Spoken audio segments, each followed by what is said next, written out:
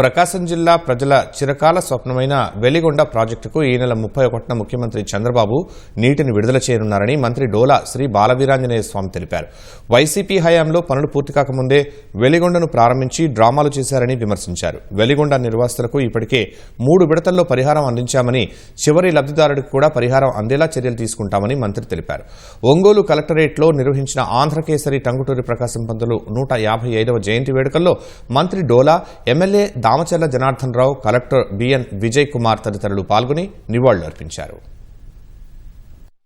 ఈ నెల 31వ తేదీ వెలిగొండకి నీళ్లని విడుదల చేయడం జరుగుతూ ఉంది. చెప్పిన మాట ప్రకారం ఈ నెలాఖరులోపు నీళ్లు ఇస్తామని చెప్పిన విధంగా ముఖ్యమంత్రి గారు నీళ్లు ఇస్తున్నారండి. 1996 మార్చిలో 5వ తేదీన ఆ రోజు శంకుస్థాపన చేసింది కూడా గౌరవ ముఖ్యమంత్రి శ్రీ నారా చంద్రబాబు నాయుడు గారు. మీరందరూ చూశారు, పోయినసారి ఎన్నికల ముందు పని పూర్తి కాకుండానే సాబాన్నారు, చప్పట్లు కొట్టారు, మేళతాళాలు పెట్టారు, ఏదో చేశారు.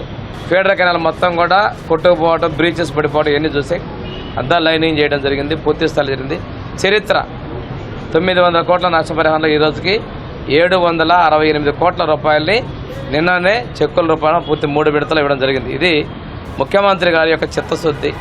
మొన్ననే డ్యామ్ సైట్లో ఇవ్వడం జరిగింది 300 కోట్లు, తర్వాత మొన్న 200 కోట్లు, నిన్న 257 కోట్లు ఇవ్వడం జరిగింది. నిర్వాసితుల విషయంలో ఏదైతే అవార్డు ఉందో ఆ అవార్డు ప్రకారం అర్హులందరికీ ఇస్తున్నాం.